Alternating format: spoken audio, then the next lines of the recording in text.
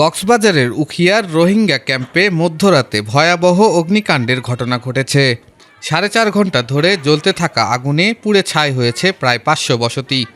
সোমবার মধ্যরাত 3টা 20 মিনিটে উখিয়া পালংখালী ইউনিয়নের শফিউল্লাহ কাটা 16 নম্বর ক্যাম্পে আগুনের সূত্রপাত হয়, যা 4 ঘন্টার চেষ্টায় সকাল 7টা 50 মিনিটে পুরোপুরি নিয়ন্ত্রণে আনে fire service. Fire service Cox's Bazar স্টেশনের সিনিয়র স্টেশন কর্মকর্তা দোলন আচার্য বলেন, মধ্যরাতে উখিয়ার রোহিঙ্গা ক্যাম্পে আগুন লাগার খবর পায় ফায়ার সার্ভিস। প্রথমে উখিয়া ও রোহিঙ্গা ক্যাম্পে 4টি ইউনিট ঘটনাস্থলে আগুন নেভানোর কাজ শুরু করে। এরপর ফায়ার সার্ভিসের কক্সবাজার, টেকনাফ ও রামুর 6টি সহ মোট 10টি ইউনিট ঘটনাস্থলে যায়।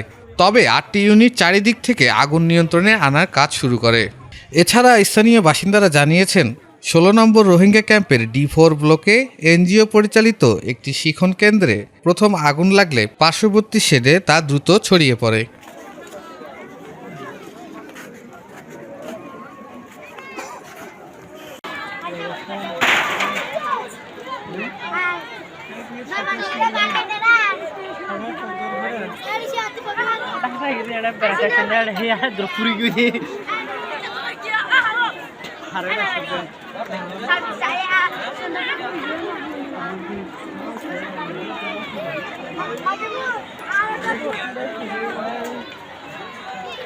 Kita lalu makan apa dong?